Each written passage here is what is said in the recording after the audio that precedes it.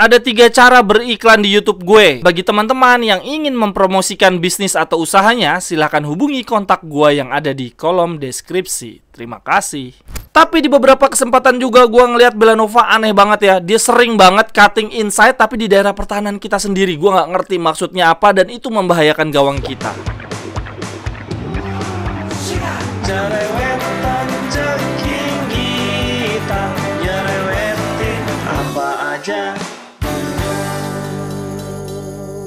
Teman-teman, yang sedang kalian saksikan saat ini adalah Cerewetin Inter. Apa kabar teman-teman semua? Semoga dalam keadaan sehat. Hari Minggu kita lagi-lagi berjalan indah. Aduh, enak banget. Gila sih. Situasi ini benar-benar berbanding terbalik dengan apa yang kita rasakan di sekitar 2 atau 3 bulan yang lalu. Ini kalau gue lihat-lihat ya teman-teman, sejak 23 April ini kita bermain setiap 3 hari sekali. Total ada 7 pertandingan dan semuanya sapu bersih. Total kita membuat 21 gol dan cuma kebobolan 3 kali. Ngeri banget. Dan dini hari tadi kita melanjutkan tren kemenangan. Kita menang 4-2 atas Sassuolo. Dan kemenangan ini selain memberikan kita 3 poin, juga memberikan kita banyak hal lainnya. Yang pertama, kemenangan ini membuat posisi klasemen kita menyalip Lazio. Dan bahkan sekarang kita unggul 1 poin dari Lazio. Padahal sebelumnya jarak kita ke Lazio sekitar 1 atau 2 bulan yang lalu minus 9 poin. Lalu yang kedua, kemenangan atas Sassuolo memperlebar jarak kita dengan Milan. Sekarang selisih 5 poin. Dan kemudian jarak kita ke Atalanta pun semakin lebar. Sekarang berjarak 8 poin. Dan tentu saja selain itu, kemenangan kita atas Sassuolo menjadi modal mental dan moral yang sangat amat baik untuk kita sebelum menghadapi Euro Derby leg kedua. Terlebih saudara sekota kita justru kalah atas Spezia tepat sebelum derby. Dan gak cuma di situ teman-teman, kemenangan atas Sassuolo menjadi lebih lengkap menurut gua karena tidak ada pemain pilar kita yang terkena kartu kuning. Artinya di partai berikutnya kita akan menghadapi Napoli dengan full team. Tapi ngomong-ngomong soal full team, ada kabar baik dan kabar buruk teman-teman. Kabar baiknya adalah dari Gosens yang akhirnya kembali merumput setelah cedera bahu ya ketika mencetak gol melawan Lazio. Gosens bukan hanya sekedar tampil ya, tapi juga turut berkontribusi atas gol penutup dari Lukaku. Sentuhan pendek 1-2 antara Gosens dan Brozovic mengawali gol penutup kita tadi malam atas Sassuolo. Tapi sayangnya bukan cuma ada kabar baik ya. Di pertandingan lawan Sassuolo ada kabar buruk. Korea cedera teman-teman. Dia ditarik di pertengahan babak. Dan dari beberapa sumber yang gua baca di sini dibilangnya Korea mengalami keletihan otot. Agak aneh sih, udah jarang main malah keletihan otot pula. Tapi ini agak untung sih. Di Marzio dari berita terakhir yang gue baca, dia mengatakan bahwa Korea dapat sembuh tepat waktu saat derby. Akan ada evaluasi terakhir untuk kondisi Korea di Senin 15 Mei, berarti besok.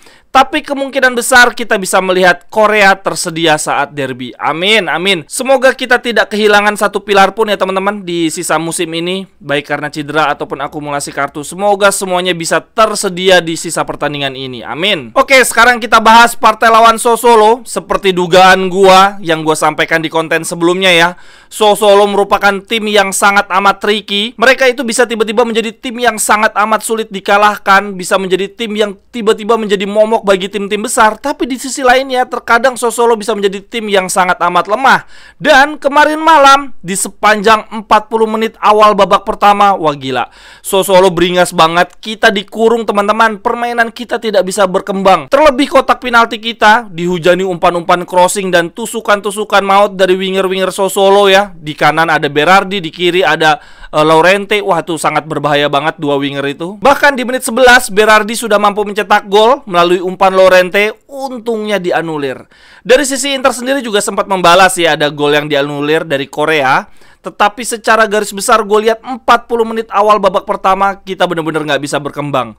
Dan untungnya di 5 menit akhir babak pertama justru Inter bisa keluar dari tekanan dan mencetak gol melalui Lukaku. Jadi secara garis besar di babak pertama gue justru melihat Sassuolo bermain bak tim besar, sedangkan Inter adalah tim kecil. Karena kalau di Serie A itu biasanya tim kecil bertahan total sepanjang pertandingan baru keluar menyerang di 5 menit terakhir. Dan itulah yang dilakukan Inter di babak pertama. cuma menyerang di 5 menit terakhir, tapi untungnya Lukaku mencetak gol. Tapi menarik ya teman-teman, di babak kedua pendekatan yang dilakukan Inzaghi berubah total. Gue sih melihat salah satu faktor utamanya adalah ditarik keluarnya Korea ya, lalu Lautaro masuk. Hal ini membuat lini depan jauh lebih hidup. Tapi gue pun gak mau mengecilkan peran Korea di babak pertama. Kalau teman-teman lihat lagi tayangan ulangnya, gol Lukaku di babak pertama itu ada andil pergerakan tanpa bola dari Korea. Nah, di babak kedua teman-teman, kita tampil luar biasa di 15 menit awal. Seakan-akan kita telah membungkus pertandingan sebelum menit 60 karena kita mencetak 2 gol. Yang pertama melalui gol bunuh diri Ruan, ini berawal dari sepakan keras Belanova di menit 55. Lalu disusul menit 58 ada sepakan keras kaki kiri Lautaro. Ini sebetulnya agak berbau gol bunuh diri, tapi dianggapnya sebagai gol Lautaro. Nah, sebelum menit 60 di babak kedua kita sudah unggul 3-0 teman-teman. Gua sempat menganggap bahwa pertandingan sudah selesai. Tapi ternyata emang Sassuolo tricky banget. Mereka justru mampu memperkecil kedudukan menjadi 3-2. Kalau kita simak lebih mendalam teman-teman, 2 gol Sassuolo ini keduanya melalui sundulan yang dilakukan oleh pemain tengah yang menusuk ke kotak penalti. Yang menyebalkan adalah kedua pemain tengah tersebut itu posturnya pendek teman-teman, tapi bisa mencetak gol ke gawang kita melalui sundulan. Ketika Sassuolo mampu memperkecil kedudukan menjadi 3-2, gue sempat berpikir, wah ini bakal ngelawak lagi nih Inter. Padahal ini kesempatan emas untuk memperlebar jarak untuk nyalip Lazio.